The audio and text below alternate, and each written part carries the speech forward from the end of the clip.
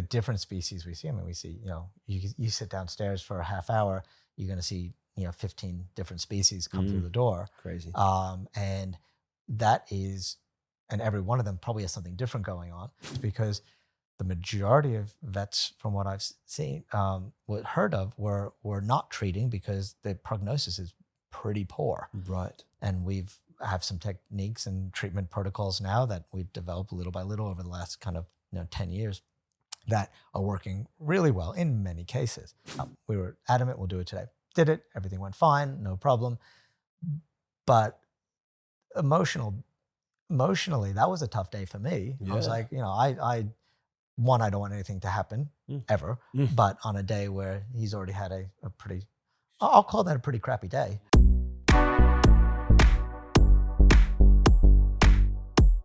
Welcome to Working with Wildlife, where I, your host, Jaden Luntz, speak to experts and enthusiasts in different fields of nature to find out how you might be able to work with wildlife by listening to their story. My guest today owns and runs a respected exotics veterinary clinic and whose qualifications include a Bachelor of Science in Biochemistry and a Master's of Clinical Medicine and Surgery. His hope is to make a positive impact in his field. Please welcome to the show, Josh Linas. Thanks, Josh, for coming onto the podcast, man. Thanks, Jaden. This is really cool. It's cool to speak to you a bit more than just meeting you over the counter or over a snake.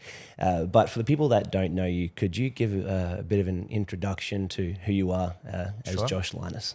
I guess my story is pretty simple. I basically decided wanted to be a vet from very young in life. I'm from the States originally, so I had a lot of exposure to a lot of different reptiles in particular. I started working in vet clinics when I was really quite young, about 12 years old. So that was a good introduction for me to realize, do I want to be in this profession or do I want to go down a different road? And I guess my big story started when I had decided very early on still that I wanted to actually be a reptile vet. So that was kind of... that was really young too. It was. I was probably about 12 years old. My mom said I wanted to be a vet when I was 5. And then when I was about 12, I got my first iguana. It's a green iguana. I worked in a pet store and basically just helping out. I was, I guess, underage at that point. Yeah, so at 14, 12, you started working at a pet store. Yeah. Wow, the chances of doing that these days is very low. No, couldn't happen. So I used to sweep and mop and do those little bit of cash in hand sort of stuff just because I got a little bit of an in there. And then when I was about 14 or 15, I started working at the pet store and a vet clinic. And that was pretty much my introduction to the wildlife. To the wildlife. And you are also, you started, your iguana, from what I've heard of you, your iguana got sick at a time and you actually tried fixing him up yourself. Yeah, Lester, my iguana. That's his name, Lester. Yep. He was quite a large boy, about 6 foot by the time he was full grown. Yeah. And I think that due to some mistakes that I made, he got on well, and I brought him to the vet, and nobody had any clue what to do. This was back in, it would have been the early 90s, and so really very little was known yet reptile medicine-wise. A reptile medicine textbook had just come out, and that was gifted to me by my parents when I was 12 or 13 years old. Yeah. And I started reading through that and didn't understand half of what I was reading, but I was able to ask questions at the vet clinic that probably the average person wasn't asking then, because the guru, Dr. Doug Mader, who wrote the book, that was kind of the Bible at the time and still is. So up to the 3rd rendition now. And so we've really pushed from, a couple 100-page book of medicine to, thousands of pages now of really in-depth, high-level medicine on the reptile world. So we've really moved a lot in that space of time, considering how medicine moves, full stop. Yeah. It's actually pretty slow. Okay, right. So I was... Is there any reason in particular that it moves slow? Yeah, I think that there's... that we can get into that in a little bit, but I think the probably biggest reason why medicine moves slower than it could is because there's a lot of barriers in research. It's very expensive. It's very time consuming, And you have researchers who do this, and then you have clinicians like myself who are at the tail end of that. And by the time it comes through, it could be years old already. Takes years to publish a book. Yeah. So by the time you get a book out there, it could be 6-7 years old, probably a bit faster these days. Papers might take a year or two to come out. And in that time, things have changed as well. So we do find that to stay up to date, you need to be reading books, you need to be reading papers, you need to be going to conferences, but also talking to your colleagues, because sometimes they've had experiences that have not been published yet. Right. And so, especially in the reptile world, it's a very small world. We all pretty much know each other, and we'll end up talking about cases and going, oh, I did it this way, and it worked, and you learned, but it hasn't been published yet. So I think that's the slow bit on medicine, is that we don't share enough information quickly enough. But you can see there's barriers to that. Okay, so a lot of barriers to it. Yep. And so then it's 12 years old. You started out very young. Yep. You got to work at 12, and Yep. you really got to experience from people in the industry, or at least related to wildlife, a lot sooner than well, nowadays. I mean, what a lot of kids can, unfortunately, and there's pros and cons to that, of course. What's jumping up ahead now a couple of years, which we'll fill in the gap later. We're presently sitting in your clinic now. What's the name of your clinic? Was there any other names other than what it's named now that you thought of business wise? No, I guess currently where we are. So shameless plug. The Unusual Pet Vets, we're located in Jindalee, but there's a number of Unusual Pet Vets, and I guess across the country. And that was started by a colleague of mine over in Western Australia. Right. And that was, I was previous to this running a vet practice locally to here. That was a Green Cross vet clinic. I was there for about 10, 11 years. Ran it for the majority of that. And that was my first experience running a practice and running a team. And I think to me, that was a really good learning experience. And probably in the final 5 years of that, I ended up starting HerpVet, which was the reptile-only kind of section of that practice. And the powers that be there, we had a good chat, and they were happy for me to run that. And I just built up the reptile component to that, that's cool. Mostly with a lot of wildlife, a lot of snake catchers, rescue groups and things like that. And that certainly allowed me to get a lot of experience with the native here, because while I was doing that, I was always keeping in mind that one, where we still know very little about a lot of these animals, two, that a lot of the stuff's going to transpose into what I'm going to be doing for patients. And, we learned a lot of stuff, that was good and bad, things that probably now I wouldn't do. And that's with all medicine. You look back and you go, I've learned from that. I would do it differently this time.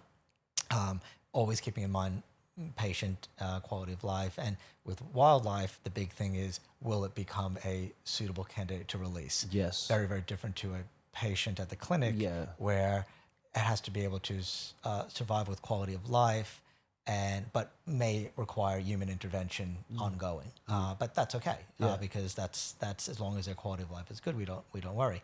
With a wild reptile, you've got to release it, and you're never going to see it again. And so you have to kind of look into the future and decide, is this something that's going to? And sometimes you get it right, sometimes you get it wrong. As you do more and more, you get it right more and more. That comes with the experience. And that's something that I've enjoyed about it. But also look back and I wish I had done better. So I think that's all we can ever do, is try to do better Learn for the from next past one. experiences. Yeah. But for me, transitioning from the US to here, very different experience. New York. New York City, there you could have pretty much anything. So I grew up I had iguanas, I had basilisk, I had a central bearded dragon, I had rat snakes, king snakes, corn snakes, I had a reticulated python. That's so cool. That's so cool. You could keep an alligator snapping turtle, in your house if you wanted to in many states. So I much prefer the way we do it over here, which is you're a steward of the wildlife, basically. So, you have a recreational wildlife permit. That's how you are having your pets, snakes, here. You're lizards. officially looking after them for the state or for the country. I Right. mean, that's kind of a good way to look at it for me, is that we are actually being allowed to look after animals, but there are pets in the meantime, trying to give them the best quality of life. Now, with the exotics, the exotic pet vet, now over in the States, it sounds a lot more exotic than what it does sound, at least with basic licensing in Australia. Do you think, why do you think that has been, or what do you know of the reason that Australia has been very resistant, or at least presently is very resistant to allowing exotics into local hands, per se? Listen, I think the inability to monitor it closely is probably the big one. I think that there's a lot of things that we could keep here that are probably wouldn't cause a problem, but it's very, very hard to actually say that with a degree of confidence, because we don't know what diseases they have. We actually don't know a lot of what reptiles carry, full stop. So therefore, how do we know if those reptiles are going to be, so these are novel diseases brought in and cause a problem here, especially when we're in a climate that most of Australia, if you release a reptile, is going to live quite well. And so what are the chances of that becoming a problem? Right. I think that it's preemptively trying to prevent that from happening. Yeah, and I so think there's a lot of mitigation in place. Absolutely. I think just because you can do it, and probably the majority of people could do it safely, there's going to be a proportion that cannot. And I think that would lead to catastrophic things. And I think, therefore, it's worthwhile being strict about it. Yeah. So I think that's really important. And I think that part of what I do a lot of research at the same time. We're still trying to figure out what reptiles in Australia carry disease-wise. Are those diseases important? Are they contagious to other species, whether it be fish, insects, mammals, birds? We don't know a lot of these things, and we're starting to see diseases jump from one clade of animals to another. And then why would you want to play catch up on that? How about try to get some information from the beginning and then learn? Yeah, absolutely. Yeah. So I'm a big fan of that. But just like with research, I mean, that takes a long time. You're talking individual studies that might take, decades. And therefore, and then you might find out after that with new technologies that you were wrong. So we find that there's certain diseases we're finding out now that I talk to clients about on a regular basis, that my opinion on them and changing my recommendations changes sometimes 6 monthly with new information that comes out. That's important. But yeah, that's the process. And again, because as you said, you guys are at the tail end of the information. So trying to personally read up on papers and not just wait for everything to come through, but kind of trying to get ahead of doing your own research, as you said. And even if you've read everything, a year from now, it's going to be different because it's more research. So that's where we really have to be careful about taking what is now as gospel. Right now is all we know. And we still need to be very, very careful about everything. So the more I learn about what we don't know, the more scary it is that we could really stuff things up by jumping the gun too soon. Yeah, so I think that's how I look at it. Look at it, yeah. Well, that's a fair reason to not. It's a fair reason, yeah. From at the final level, if you look at it just like from a top view, it's like, we can't have any fun, we can't have any wildlife. But once you look into it again, not just at the physical, you're looking at the sub level below the skin as well as a reason why we shouldn't be allowing as much wildlife. Absolutely, but also you guys have the best reptile wildlife pretty much in the world, in my opinion, anyway. So look at what we get to keep here. Look at the variety, and look at what the rest of the world wants. Yeah, so they all want our stuff.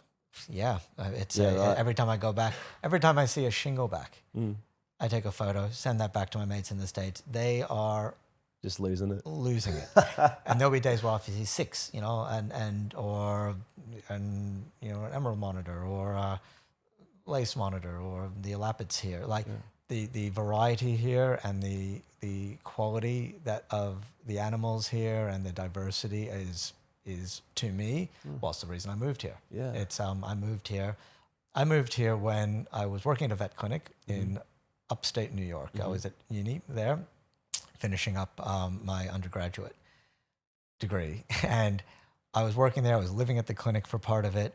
We had an ice storm. An ice storm? An ice storm. Right, you've never seen one of those. An ice storm is when perfect temperature, usually about 0 degrees, where it's raining, but as soon as that rain hits, it turns to ice. Right. So basically every tree, every power pole, everything is coated in inches, multiple centimeters worth of ice. Everything collapses. So we had no power. We couldn't get out of the house because the house was frozen shut, literally with ice. Wow. National Guard came. This was in 1994, I think, 96. And we ended up stuck. But a lot of people, upstate New York, freezing temperatures, were keeping reptiles or other native wildlife from Australia. You can keep sugar gliders and all sorts of stuff there, absolutely. Right. And people were coming in with these sick animals because they had no heat and they couldn't keep them. And it was that moment in time, that was when I decided to do an exchange program and do study abroad. Yeah, I deal with all this. Yeah, because I didn't know. I didn't know you couldn't, very much at all. So then I came here. I came to Australia, and that was in 99. 99, yep. And that was must have been, the ice storm must have been 98 then, sorry, because it was the year after that. Right. Anyway, 99, came here, did 6 months, did a bunch of veterinary courses while I was here because I knew I was going to go into vet school. And that ended up resulting in me going, you know what, I think I'm going to come back and do vet school here. So I ended up going home, finishing my degree, and then applying for a student visa, which was not that easy to get. It was a bit of a process. And then I ended up basically in 2000 moved here permanently. Right. So I've been here permanently since then. And that was kind of the exposure to the native animals here is what encouraged me to come move over here. Yeah. Because people were keeping a lot of native Australian animals, whether it be blue tongues, even though they were kind of Indonesian blue tongues. Bearded dragons are now the most popular reptile pet in the world. Yep, just saw There's absolutely millions of them in the US and in Europe and Asia. So those are animals that we are from the country that we live in now, that we can walk outside, drive a couple hours, see what they're doing in the wild, and that's the information we can pass on to the rest of the world on how to actually, manage these guys based on their ecology here. So that to me was very exciting, that I can actually witness my patients in the wild and actually learn about what they're doing. I had a blue tongue skink came in 2 days ago. It was attacked by a cat or a dog or something. It does happen quite often. It was too damaged. We ended up euthanizing. I always look inside to see what they've been eating. This blue tongue had a belly full of green coffee beans. It had been eating a wild kind of coffee plant. So you have a lot of that here. Yeah. And its stomach was full of them and also full of palm seeds. Not a single insect, definitely no dog food, no, some of the stuff that gets fed readily. Yeah. Not that I'm saying feed coffee beans. Right. I'm saying that we don't know. They're quite capable. They're very opportunistic. They'll eat whatever's out there. Yeah. And so variety is going to be really important. Plant matter is really important. And so I think but there's not a lot of studies on that out there. So as vets, we have an opportunity to actually learn about these and pass that information along. Again, not advocating feeding coffee beans, advocating looking at what these animals eat in the wild and trying to recreate a diet. So I kind of we're kind of diverging into a few different things here. Yes, but I think that that's how my day goes. Is getting fellas in and looking at it. Okay, that was your introduction to the Australian wildlife. Yes. That's the main reason why you've moved over. Yep. Now, you're in Australia. You're now. When did you with the Unusual Pet Vets? What's a bit of the history on how you came about being the man that runs this? Okay, that's a good question. I think when I was running the Herp Vet one, it was getting me exposure to the wider community of exotic pet ownership, whether that be reptiles, which was my primary focus, but also avian and small mammal. amphibians, fish. Basically, once you start seeing some exotic animals, which really, again, they're not really exotic animals when you're talking about reptiles here, although I'm now fortunate enough to see a fair few due to zoo work and things like that. I think that there's not many of us out there who want to deal with these species because we are not taught about them at university a lot, Right. which means that you do have to spend a lot of time on your own, going to Personal conferences, research. reading, and then the experience comes when you start doing. I think that was something that when I was doing that side of it, I started to see more and more, and we were able to, I guess, build our understanding of that group of patients. So once I did that, that basically made me, we started to know each other. Just a very small group of us out there, and I was approached about opening up a practice in Brisbane, and I was going to either do possibly a reptile only practice at that point, or I was going to open an all exotics practice, and I really meshed well with James, who is one of my partners here, and Hamish and Shane, who are partners of mine here as well. These are people who've been in the exotics world a long time as well, and they were looking at moving into Brisbane. And so I thought this was a good opportunity to partner with like-minded people who were able to, I think, spread the workload. Okay. It's really important. I think that I've got things that I really love doing, and I love being a clinician, and I love doing research, and I love managing a team.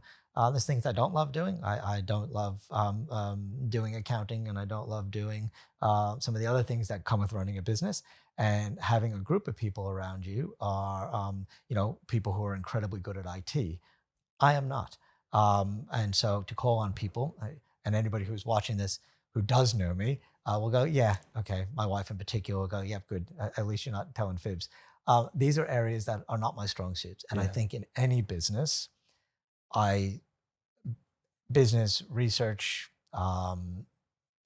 anything in life, surround yourself with people who are better than you in areas that that you're not great at. You'll become better at them. You might not become as good as them, but you will become better, and you'll become a better at whatever you're doing in life. Yeah. So I try to surround myself with people, whether that be my vets, the vets, the nurses, the business partners, people around me who can add to what I can offer and to who I am. Yeah. And I think that's what I've been able to achieve here. Yeah. But when I say I achieve, we've achieved this because we have gone from a clinic of 6 people to a clinic of 15 people in a short amount of time, with a very varied, exciting workload with what we hope to achieve work-life balance, but also come to the end of the day and be able to come together and say, look what we've been able to achieve today. Accomplish, yeah. And I think that I could not do without having business partners. Or I could do, it would probably take longer and probably not do it as well. Yeah. So I think that we found that nice happy balance of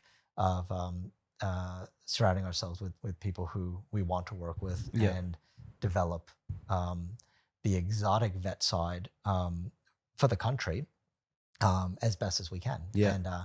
And that's been probably the highlight of my business and vet career, probably so far. And you say for the country, there's so you've got a thought and a mindset of not just Brisbane, but you're wanting to make an impact positively nationally. I think there's a lot of incredibly good exotics practices out there, and we all know each other, and I think that and they are doing excellent jobs in their areas and with their patients and with the clients. I think one of the differences I've seen is that when we've got this many people involved, there's 2 clinics in Western Australia, then 2 clinics in Victoria, Canberra. We've got Adelaide just opened up. We've got a Sunshine Coast clinic here. That's under the Unusual Pet Vet name. The Unusual Pet Vet name. What that means, and we all collaborate. We talk about cases and we discuss, and that comes back to this research side or the the slowness of progression comes from you're very busy, you can only do so much. Yeah. But when you're surrounded by people who are not just in your industry, but actually you work with, you can actually do a lot, because you're not relying on just your experiences now or the other guys down the road. You actually have a network of people. Yeah, national, yeah. That, we're seeing different things in different areas, and that has allowed us. That's why I say I don't think we could be doing as good as we've done, without the other ones, because there are times where I've never seen that before, still on a daily basis probably, and I see a lot. And I can call a colleague, or we put a message out on our message boards, and we go, what has anybody else seen with this, and what have they done, and what has worked, what hasn't worked. By just those few questions, you can actually do a better job for your patient very quickly. And you can fast pace the process. Yeah. Absolutely. And so, you look in a book, majority of those books, again, written within 10 years, guarantee you 100% there's been changes and improvements, or things we've learned that are no longer accurate.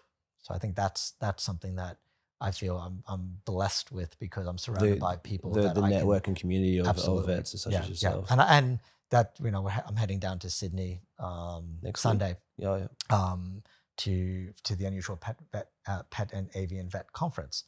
That's an every year thing, and that is something that we get to all then see. Not only the people from our group, we get to see the people from all around the country come together, and we all talk about things, and they present, and we discuss things that maybe are not on our radar. And I think that's the community that we've kind of set up, and I think that's been fantastic. With it sounds like it's cool. It's cool to hear a bit more of what happens behind, because when you come up to after this, I would like to maybe learn a bit more about the process of how you are able to run this successfully, and what you've learnt that have allowed you to be better for you, and also make the experience a lot better for your clients.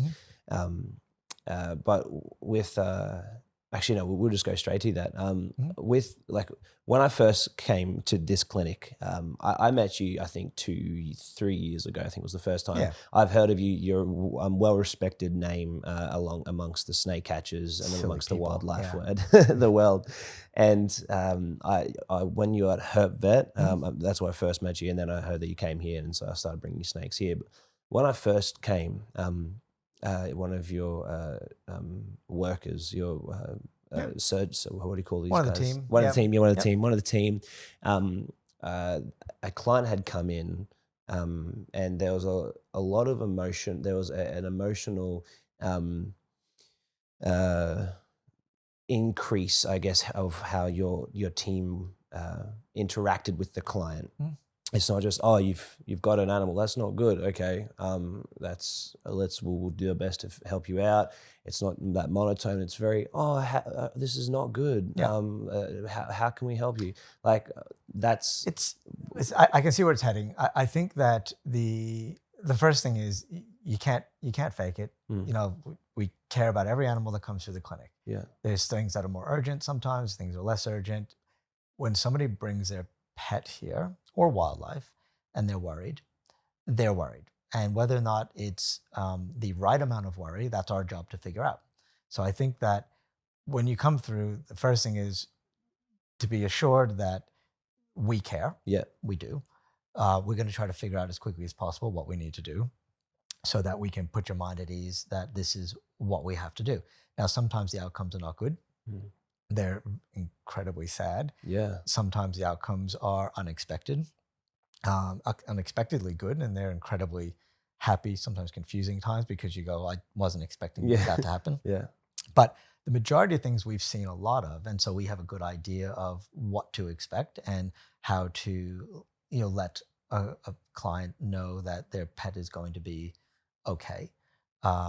Or what to expect for now and into the future. And I think, but again, I see something new every day, and every disease was going to modify or be slightly different, even if it's the same disease. It's going to respond differently. You have to be very capable of changing your approach to things. Absolutely. That's crazy. Yeah. And I think with exotic species, and exotics under quote, that could be, carpet python, it could be a rat, it could be a Eclectus parrot. It doesn't really matter. All the species we see are really good at hiding disease. They hide it differently. And so by the time we see a patient here, unless it's for like a routine health check, screen yearly type thing, the majority of things we see have come in and they're sick or more sick than even the owners realize. Think. Yeah. Right. And that's the hard one, because at home, they're very good at portraying that they're well and healthy until they can't anymore. Right. And that's when the owners realize. Yeah. And that's not their fault. That is how good. I mean, we're fortunate enough that we know by the time they come in, they're sick. When we have, our pets at home can do the same thing. So unless you're picking them up and checking them to see certain things, like birds are probably one of the toughest. They're covered in feathers, right? So you can't see underneath those, and you might feel that they've lost weight, or you might see something, or you might see. But if they eat 10% less a day, they're going to lose weight because their metabolism is super fast, and so they're going to burn through that. Yeah, you're not going to figure that out until they've lost a significant amount of weight. Yeah, but they're still eating every day, and they're toileting every day, and they're interacting. But maybe they're quieter for a half hour during the day to conserve a bit of energy. You're not expected to be able to pick that up. No. So keeping in mind when they come here, we already know that some of them are going to be a lot more sick, and we often have to prepare people for the worst. Right. But at the same time, we often stay very optimistic, but stay realistic. At the same time, trying to find that balance. And that's a tough one. So, it's not all doom and gloom. We have, we I said, because we see so much of similar conditions, we get very good at managing those. Yeah. But with the world we live in terms of the different species we see, I mean, we see, you sit downstairs for a half hour, you're going to see, 15 different species come through the door. Crazy. And that is, and every one of them probably has something different going on. So we need to be well aware that there's things that from the beginning, we're not going to know as much as other conditions. But again, coming back to surrounding yourself with a bunch of people that are better than you or have seen different things than you, then I think that's probably a better term. Probably they've seen more than you in certain areas, because you start to see clusters of disease in different areas, and certain vets will see the same thing all the time, or because maybe they've seen it once, they actually look for it more. These are things that if you are living in an area down south, you've probably never seen tick paralysis, right? Up here, when we see, it could be a bird or a reptile outside, they're not too affected, but birds in particular, we see signs of that. That's on our radar. But as the ticks start moving further south due to warming and transport and things like that, other vets are going to start to see, and they may not think of that right away. But this is where we're constantly learning from what we've seen previously and who we've spoken to, just to keep our minds open to, there could be 15 things causing one clinical sign. Yeah. You might do one test, which is going to eliminate that, maybe put it down to 5 or 6.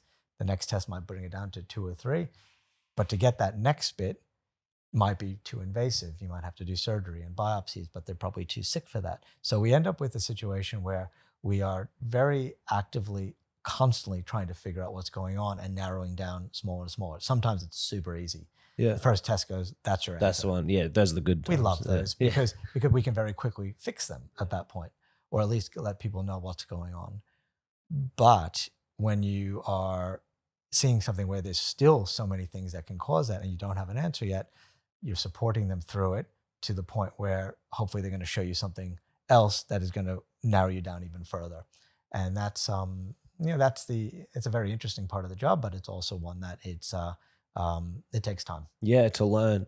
And so with interaction, it was more so, it was very, I have not experienced a lot of vet and that how people feel towards their pets. Like, I mean, the pets I have, I like my pets, I love my pets. But I've only in vets and going to the places where pets are sick and animals are sick that I've seen that other people care so deeply about their animals, which I'd never really experienced, and it was like, oh, okay, damn, this is crazy. So you've obviously this is the life you live, so you're very comfortable and you know about that.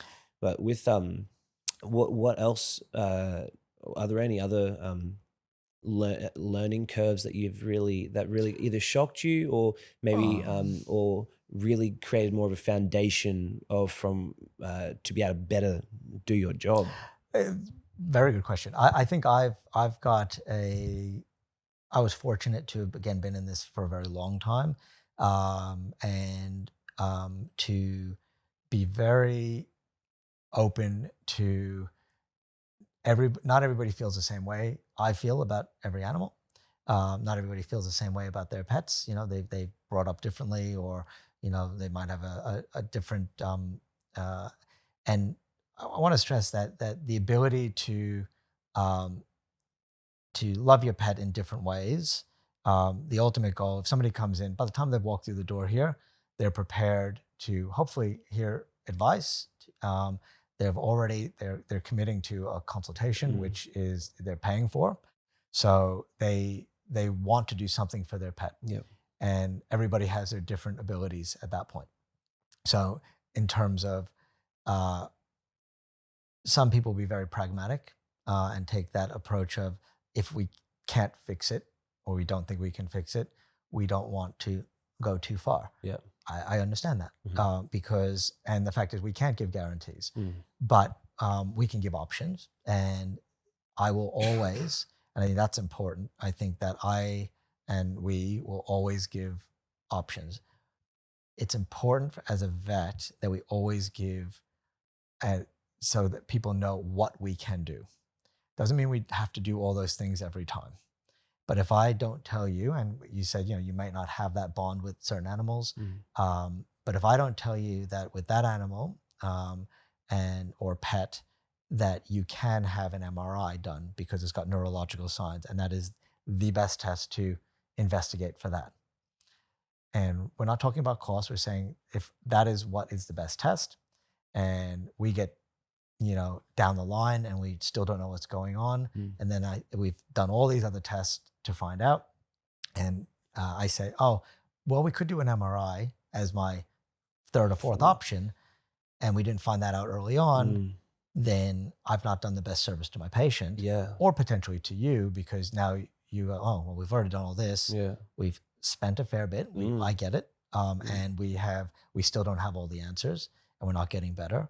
Now I'm talking about another test, which is more money, more time, or may have given us our answer at the beginning. But I don't expect people to say yes every time I say, let's do a CT or an MRI, because they are expensive tests. They are tests that still will lead to possibly further tests down the road. But I think it's important that when we're talking about emotion, then emotion mixed with financial, mixed with sometimes, and there's often kids involved who are dealing with sickness and death for the first time. Those are things that, what happens behind the closed door inside the consult room, can be incredibly emotional for the staff as well. We're trying to deal with all of that and still try to treat the patient. But I always tell, do not go into vet medicine if as a clinician if you do not like working with people. You have to like working with people, because they're going to be making the decisions. You're helping them make the decisions. And then in the end, if you're collaborating with them to try to get the best outcome. And even if they can't do all the things that you need to do, you still can.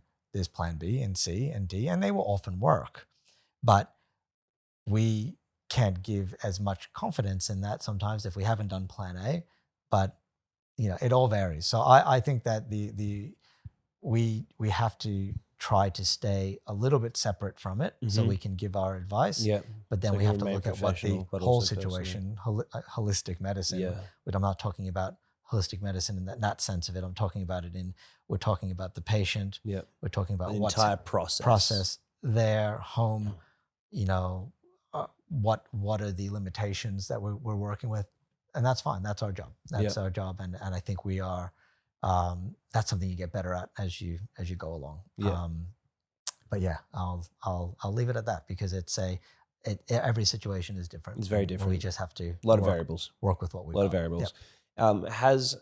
With being emotionally aware and those sensitive situations, is there any situations that you're able to talk about as an example of what can happen in a at an extreme situation? Oh, listen, I mean, I think that there can be anger for sure, especially if emotion is really powerful. And I think that if somebody doesn't understand what's going on because already are very emotional about something that they have very little control over, or there's guilt. There's guilt of, did I wait too long?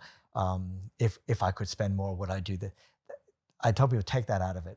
First, we look at what do we need to do, and we try to figure out how to do it within what we can do. Yeah. But sometimes people can be very, very upset even before they step through the door. We don't know what's going on in their life either. They could have sick family members. I can tell you stories. I can tell you one from my cat and dog days way back when, where I remember a gentleman coming in with his cat that needed a dental procedure.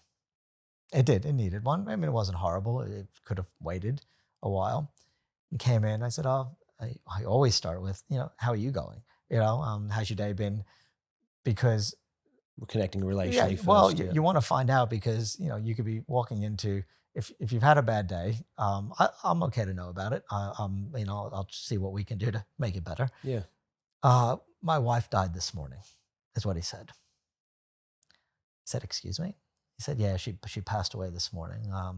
It was a bit unexpected. I said, why are you here? He goes, she would want me to do this. I said, okay. I said, we don't have to do this today. She goes, no, this is what she would want me to do. Yeah. She'd want, Kitty to have the dental procedure today, because we'd planned this and we had organized to do it, and she really wanted it done. I said, okay, well, we can do that.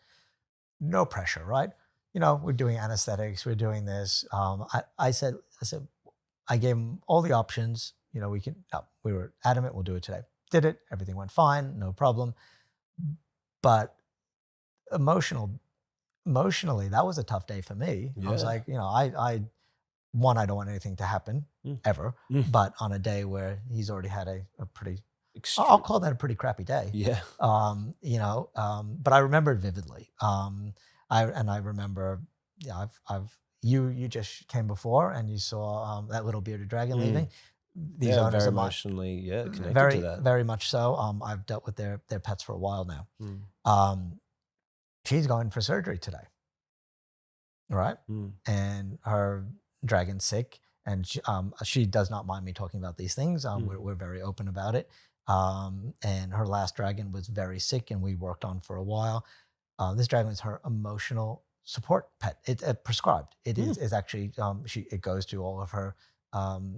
She's got a written letter to allow her to bring it to her appointments and things like that. Right. So that one went through a massive, emotionally, that was a very important pet to her on many levels. Yeah. And we spent a long time talking about when this pet was going to pass, because it was going to. We knew it was going to. I said, when the quality of life is bad, we're going to have to make that decision. And we did. And I think we did it at the right time, and it avoided her, becoming more unwell because of that. So I think these are things that are eye-opening for me. They're learning for me. I've had plenty of owners who have had emotional support, reptiles, snakes, and lizards and things like that. Yeah, right, I didn't know it was possible. Absolutely. Snakes in particular, I think, are really good. They're great pets for people who are really struggling, because they're a pet where, okay, well, you don't have to take them for a walk twice a day. You don't have to feed them every day. If you can't get out of bed for 2-3 days because you emotionally can't handle it. Really struggling. Yeah. Okay, well, they're not gonna be any worse off during that period. Yeah. And so you don't have the pressure of that, but you also have the bonus of when you do work with them. One, they're lovely animals, 99 out of 100 times, and people have told me that having a snake that the pressure of having a snake wrapped around their arm or having feel there gives them a sense of comfort and support. And security, Again, do I understand that? I love working with them, but I don't need that. Individual level. But to hear that and hear how important, especially when it comes to reptiles, these are to people and how it helps them in everyday life, that just adds a whole new level to what we do, keeping these patients healthy. Yeah. So if somebody's having a bad day and they're yelling at me, or I've had physical encounters, not at this clinic, but I've, physically where people are that worked up, I think that something else is going on in their life. It didn't just happen because of this. Things build up to that, and I try to just bring it down a notch and say, let's focus on, Fluffy, and we'll figure out what's going on there, and and does that always work? No, but for the most part, you can read a situation and say this could get bad. We need to take this down a notch. Yeah. Oh, right on. I was wondering if it had gotten physical in any situation, which is, I mean, at least to some extent. Yeah. But yeah, it seems to like a rather complex. It can be. And there's been some books written by some colleagues of mine that you hear about some of their encounters and experiences, often in the States, where you just go, like, that's next level. Like, where people have had serious altercations, and that usually comes down to emotion or finance or something that is really triggering to somebody. So yeah. Damn. Well, the Josh that is able to handle these situations now, and read the room, what has been, I know that you want to be a vet since you were 5. First introduction to you got your iguana when you were 12. Yep. Tried doing a surgery thing when you were 14. You were kind of working when you were 12, 13. What is kind of a fast pace, a fast track of that decade from? So how old? I should ask. How old were you when you moved over in 1999? Would you have been? Was that early 2021? I was turned 21 here. Yeah. Right on. So from that decade from 10 to 2021, what was that? What was the wildlife experiences? What was your parents sounded very supportive. I think. They're not the animal people that I was. But they're supportive of what you always, were aiming for. Yeah, 100%. Yeah. Always. How has that helped you personally in this journey? I had all these pets, and then I had to go to uni. So who got to look after them? My mom, and not so much my dad. My mom did take a lot of that on. My dad really didn't like snakes. I remember having a yellow rat snake that escaped out of his enclosure for 18 months, I think. And then one day he found it underneath the kitchen sink, wrapped around the hot water pipe. Wow. And he reminds me of that still.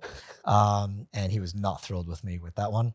My mom looked after the iguana, Lester, my bearded dragon Cujo, Bandit, my basilisk, and Floyd, my rat snake. So she looked after all these when I went away to uni to do my undergrad so that I could become a vet. What a mom. Because in the States, you have to do your undergrad before you become a vet. Okay. And so that's the longer track there. If I had moved here earlier, I probably could have started vet school earlier, but I'm actually really glad I did it the way I did. Okay. I worked all through junior high school, which is grades 7 through 9, and then grade 10 through 12, and then uni all the way through. I worked in a vet clinic or as a capacity as a veterinary nurse. Wow.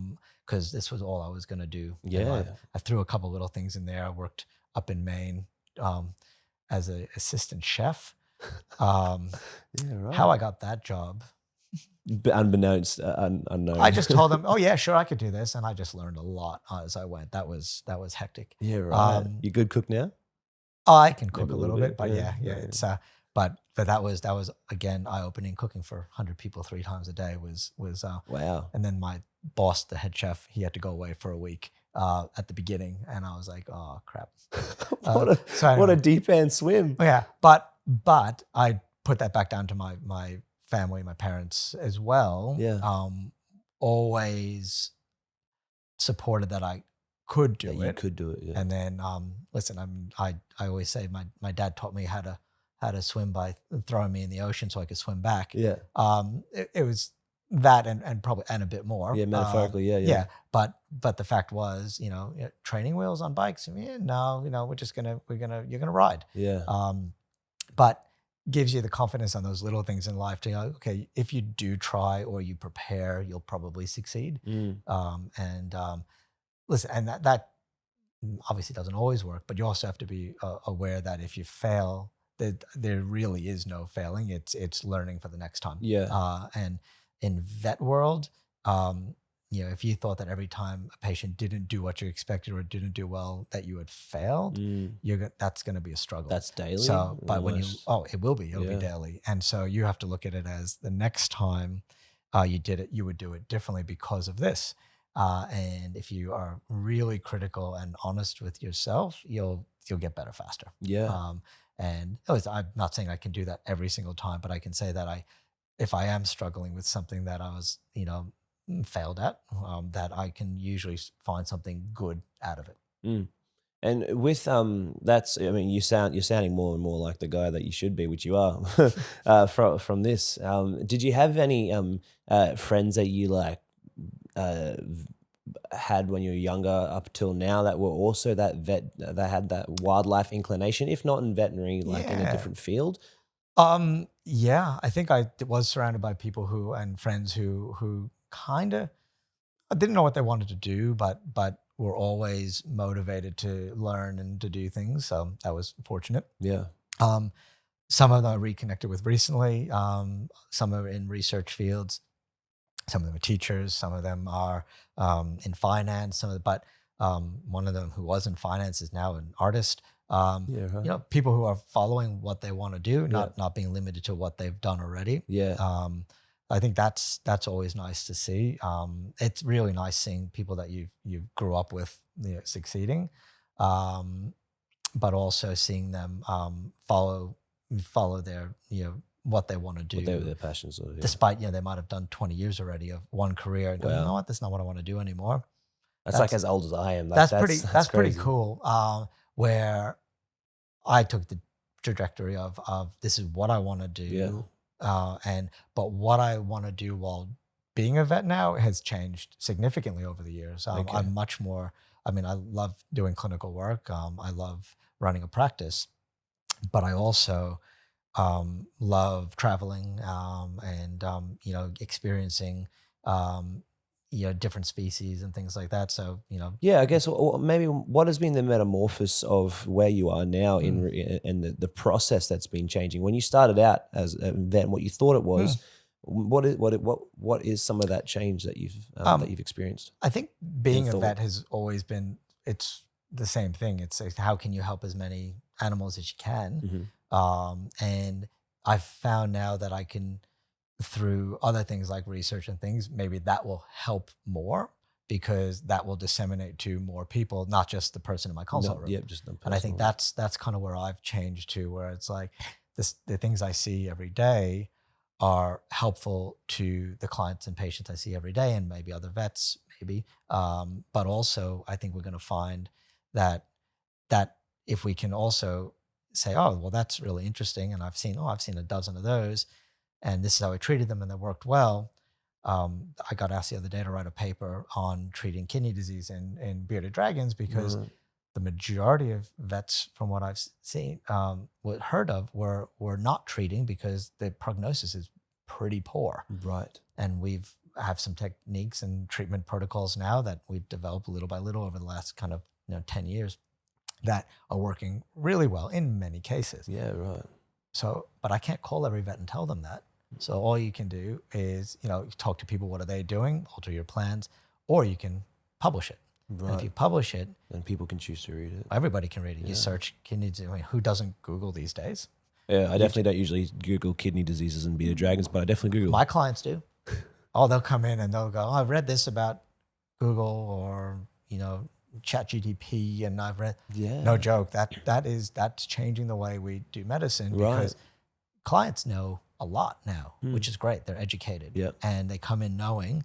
And so we definitely have to know. Yeah. What we have is not always every single fact out there, but we understand the animal as a whole a lot more, because we deal with them all the time. And so if they bring information to me, and I love when clients bring me stuff that I haven't read yet, because it happens regularly. They'll send me a paper. Oh, have you read this one yet? I'm like, it's on my list, but no, I haven't gotten to it yet, because the fact is you cannot read everything, and you can't write everything. So you do need to pick and choose, and there's good research and there's bad research. And I'll have clients send me papers I'm like, this is not good research. This is it's just one case which has one outcome, experience, which is fine. Yeah, but it doesn't mean that's how we should treat it, because there's 100 other cases that could be the one that exactly. out of 1,000. So I think that we are very I like working collaboration wise with the clients, because they on their one pet, they have the energy and the resources to go and look things up, and they might bring them to my attention, and that's okay. Good way to look at it. It's or you can be intimidated by the fact that they come in armed and ready. Yeah, that would be a bit. I mean, at first I think that would be a bit fronting, because I mean, with snake catching, I like the clients. I guess the difference is that your clients actually kind of know what they're talking about, whereas the clients they don't always really know what they're talking about. Oh, it's a brown snake and it's just a keelback or a carpet python. I hear that. I mean, I'm sure you've heard that too. I've had them dropped on the front counter, telling me that it's one thing or another, and you open it up and it's an Eastern brown, and you just go. So we've got protocols in place to avoid that. But that's dangerous. That's life threatening. It is. So, Google is very dangerous, because a little information can be very dangerous. Yeah.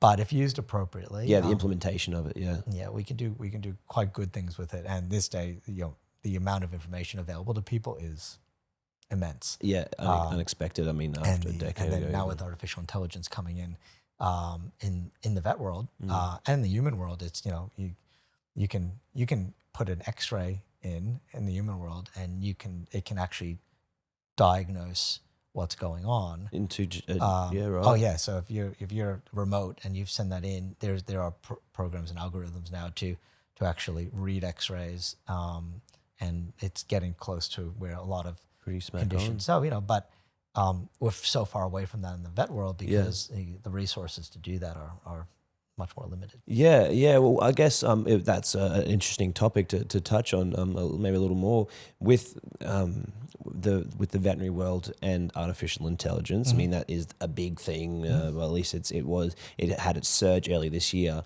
To me, I would think that veterinary as a vet and this world isn't under threat. If anything, it would be a benefit, because you can't. Artificial intelligence can't fix an animal, but what changes are you seeing, and what changes are you expecting to see? I think diagnostics are probably the big one. We have a machine downstairs which you put a slide in, and it will scan the slide, and it can upload and do cell counts and things like that. Or you put fecal sample in there, and that can actually diagnose the type of parasite in there. That's full AI. So we have those capabilities already, and it's limited to certain things, but certainly going to see more and more of that. I don't think it's a bad thing. I just think we have to. You're always going to need a human component to it. If you tell ChatGPT to go and write an article on carpet python husbandry. All that can do at the moment is take all the information out there that's out there, but it'll find the best stuff and put it all together, and in a very nicely written way. Yes. But what it can't do is tell you, is that information right in the first place? Yeah. So you need somebody who knows what they're talking about to actually review that article to go, yeah, that's not right. That's not, that is right. And I think that's the danger of it right now. Okay.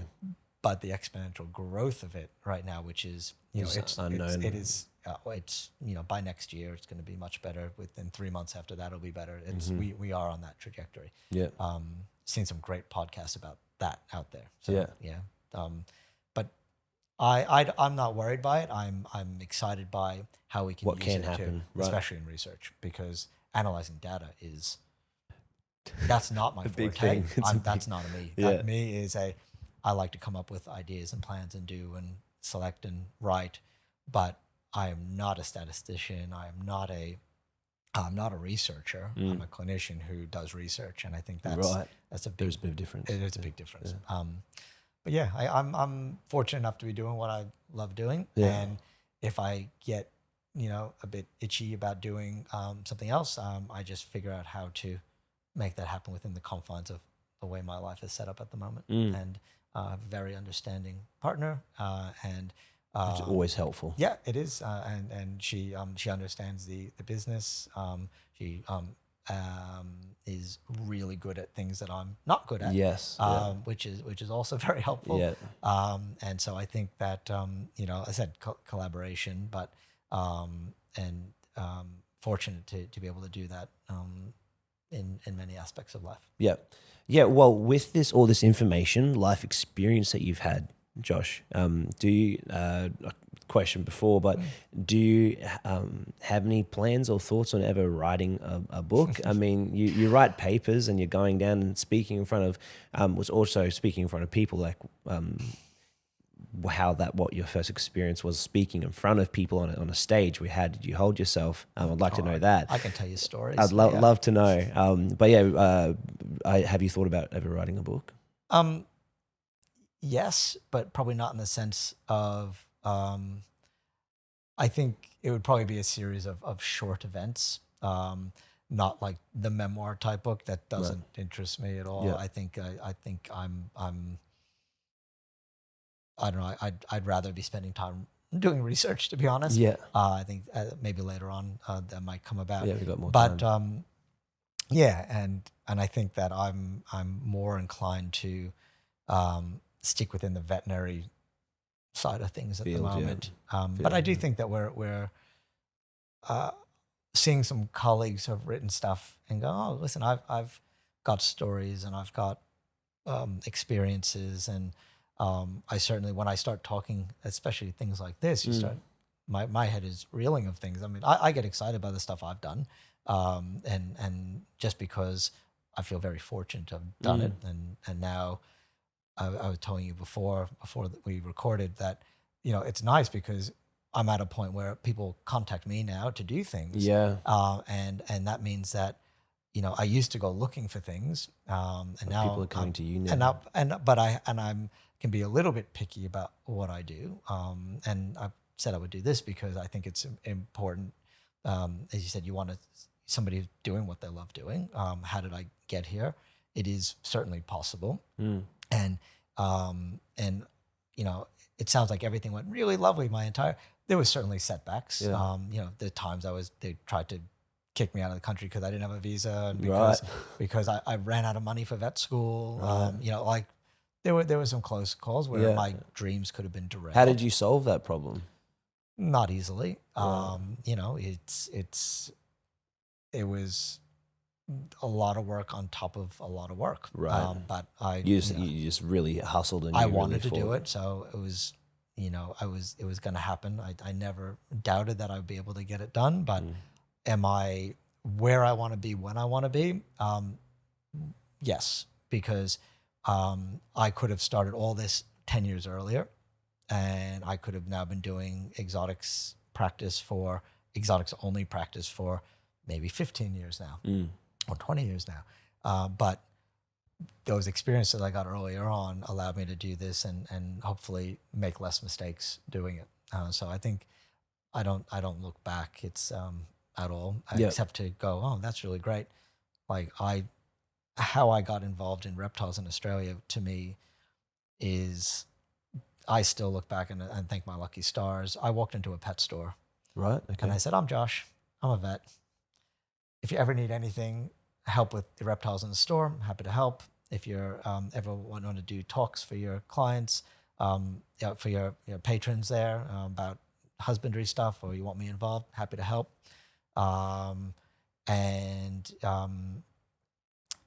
They say, oh, well, actually, my sons breed animals, black-headed pythons, and I'll introduce you to them. Yeah. So I did, and and these are I went and I met them and put a barbecue on for me. Like, I was like, I love Australia. It's like, so good. The fact is, like, people who I've met once, but saw I was enthusiastic, supported me, and Joy, if you watch this, thank you.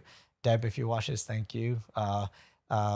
Troy, Denver, like, these are people in my life who really helped to open the doors by introducing me to people who knew people who, but also entrusted their animals to me when I hadn't early on had as much experience with Australian natives, because I came from the US. Yeah. And these guys allowed me to examine and do, and I learned a lot about keeping and breeding and other things there that were well outside of my area of expertise because I wasn't keeping, and now at the time. So those are the things that really, people were willing to do that for me. So it's why we do Future Vet Kids Camp. Okay. When I was 12, what is this future? I had the option to go into a vet clinic and do some stuff. Yeah. Well, people don't get to do that these days. No. But Future Vet Kids Camp, started by 2 vets. They started this program to allow kids who want to be vets to get into vet clinics. So every year they come in, we give them a tour, we talk about everything, we go through, we open up, certainly, if you start writing a resume, kids, I don't care if you're 12 or 13, put your stuff down that you want to do, and then, and put it out there. You never know. We hire young people to, do kennel work and cleaning work just so experience. Once you get into a clinic, you've got your foot in the door. Yeah. So that's awesome. Those are the sort of things, like, I was like, well, if I've had the opportunities, people have given them to me, I still go back home and visit and speak to these vets or mentors that I've had, and every one of those people, the thing that makes me remember them is the fact that they took the time to allow me to explore what I wanted to do and guided me through it. Yeah, and build you up and help we you. have vet students that come through this clinic. We're booked often up to 18 months, 2 years in advance with vet students really who want to come through and spend a couple of weeks here just getting the lay of the land. So yeah, I think that's the only way to kind of make it happen. Right. And with this kids adventure camp. Oh yeah, Future Vet Kids. Yep. Future Vet Kids. Yep. Do you help facilitate that? Obviously they come in here, but are you just someone that they reached out to, or you reached out to the body that created it? Yeah.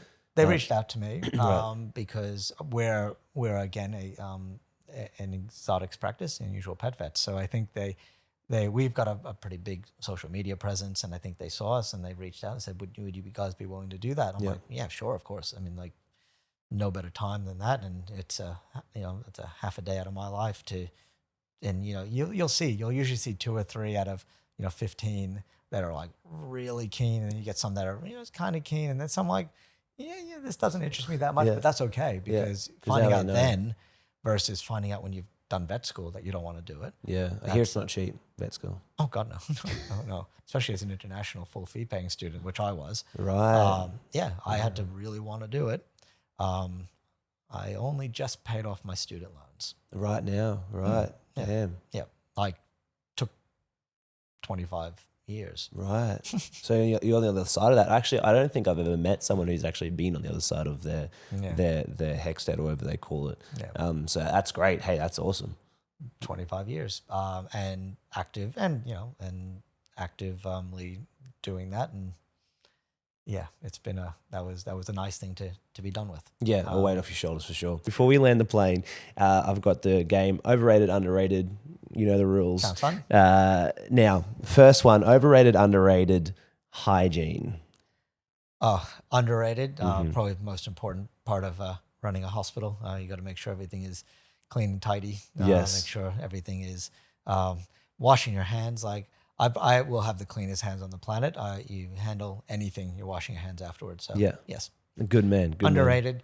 Very important. Good. That's good. Question number 2: the restrictions of chameleons in Australia. I think it is, well, underrated in that I think that restriction is good. I think we spoke about it early on. Yes. I think that the simplistic view of that we should not restrict these animals is too simplistic. I think we don't know enough about what it can do To the larger environment. You've seen what chameleons have done to Florida. These are animals that we are in a perfect climate for chameleons to thrive. Yeah. Let us not let that happen out there. Too much important stuff. Fair. Overrated, underrated. Different sized needles. Oh, underrated. I think that there's two things with needles. Always choose the smallest needle to accomplish the job. Okay. Because and always use a fresh needle every single time. They're good tips. We're talking about medicine here. Yeah. The reason is that every time you put a needle into something, it blunts it. And so if you put it into a bottle and drawn up drugs to give to a patient, and then you give the drugs, it's already been blunted. So you switch the needle, put a new one on, it's going to hurt the patient less. So sharp needles hurt a lot less than dull needles. Yeah, that's a good point. So that's really important. And use the smallest one to get the job done, because again, it's gonna hurt less. Yeah. The only difference comes from when you're collecting blood. The opposite. You want to use the largest needle you can comfortably use, within reason, to reduce the damage to the blood as you're collecting. The vessel, yeah. There's a cutoff point on that, but you don't want to use a tiny little needle to collect. The smallest needle to collect turtle blood. Turtles have really big red blood cells, and that will potentially damage them going through the needle. So you want to kind of pick your stuff that way. You have to know your stuff, my man. Underrated. Number 4, being emotionally sensitive to clients. I know the answer to this one, I think. I'm pretty much staying on the underrated train here. I think we do have to be. Yes, it's not our problem, and I think that it's important that the public know that when we are taking on people's emotions, those don't just disappear. So we will have to kind of block ourselves off a bit, but we still have to be aware that those emotions are real, and to be aware of them. So I'm some people are better at it than others. That's separating the two things. There are days where I come out of here absolutely emotionally drained because I've taken on too much. Yeah. Okay. So there is a, you can see when that is too much, right? 100%. There are days where you're like, how am I going to do this tomorrow? And you wake up and you do it tomorrow because it does go away. But I think that the things that we are making decisions based on fact and science and medicine, but we have to realize that the decisions that we're asking people to make to do are not always possible because of their emotional status or whatever is behind all that. So yes, very aware of it all the time. Yeah, okay, right on. And final question, overrated, underrated, making pumpkin heads for Halloween. Oh man, this year I missed out on it. I mean, why are pumpkins so expensive in Australia? Missed out on it, okay. As in, like, normally we make pumpkins. So you like it? Oh, yeah, I like it. Okay, it's rated. I'm American. Like, come on. I mean, I'm not anymore. No, you're a true blue Australian. I'm no longer an American citizen. But I grew up with Halloween, and it's really fun to do. Yeah. And if you're good, you can make pumpkin pie with it afterwards, which people don't make here. No, I don't think I've ever had a pumpkin pie. And it's good. And the fact is that it's a fun thing to do. I get to break out my surgical tools, and you can do some pretty fun stuff.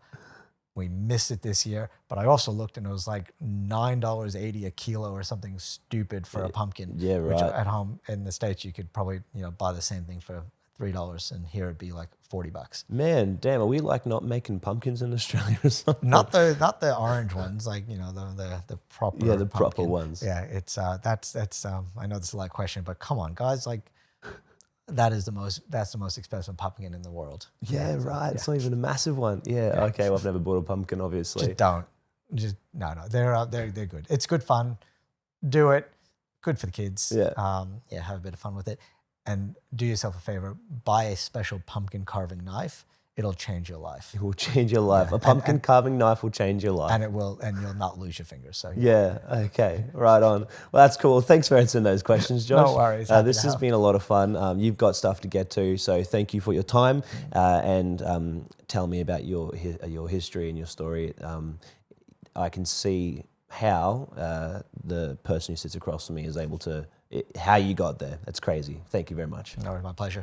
Thanks for listening, and I hope you have enjoyed this episode. If you did, please leave a rating or a review on whatever platform you listened on. It helps the podcast out, and in turn, it also helps me out too. Or if you would have any suggestions on guests or topics you think I should cover, reach out to me on my socials. I would love to hear from you. Otherwise, I look forward to seeing you in the next one.